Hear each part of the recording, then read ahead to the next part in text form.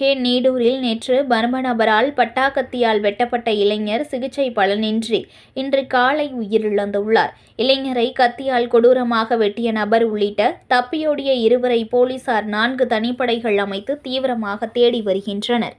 மயிலாடுதுறை தாலுகா நீடூர் மாதாக்கோவில் தெருவைச் சேர்ந்தவர் முகமது ஹாலிக்.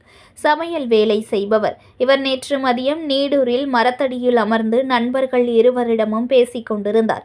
அப்போது இருசக்கர வாகனத்தில் அங்கு மர்ம நபர்கள் 2 பேர் வந்தனர்.